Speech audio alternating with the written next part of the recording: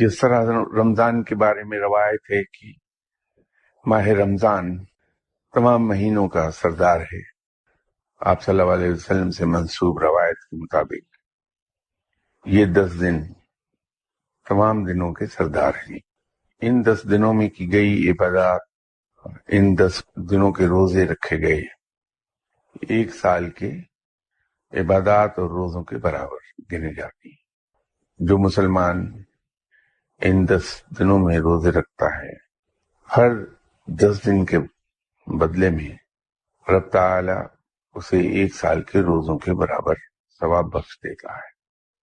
اسی طرح ان 10 راتوں میں کی گئی عبادات کا اجر بھی، ہر رات کی عبادت 1 سال کی عبادت کے برابر درجہ رکھتی ہے اس کے ثواب کے معاملے میں۔ یہی وہ 10 دن ہیں جن میں جناب حضرت آدم علیہ السلام نے اپنی خطا کا اقرار کیا تھا اور اللہ سے معافی کے طلبگار ہوئے تھے۔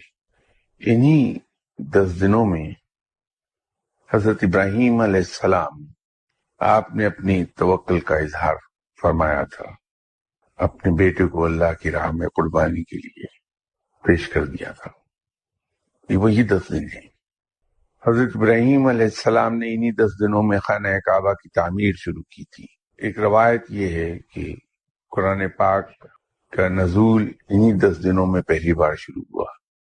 خود آپ صلی اللہ علیہ وسلم ان 10 ایام میں عبادت کی طرف بے پناہ راغب ہوتے تھے۔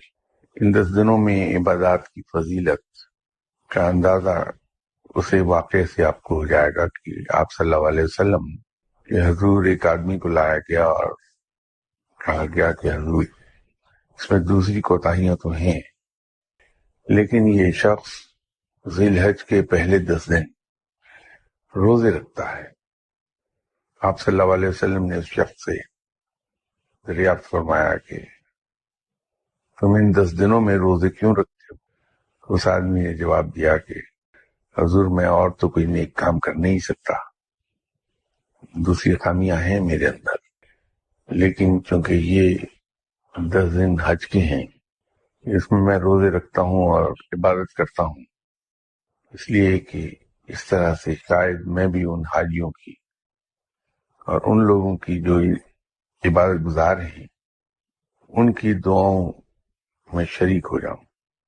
تو آپ صلی اللہ علیہ وسلم نے فرمایا کہ اگر تمہاری نیت یہ ہے تو پھر یہ یقین رکھو کہ رب تعالیٰ تمہارے 1 دن کے روزے کا ثواب 1 سال کے روزوں کے برابر عطا فرمائے گا، اور 1 رات کی عبادت کا ثواب اللہ تمہیں 1 سال کی عبادت کے برابر عطا فرمائے گا۔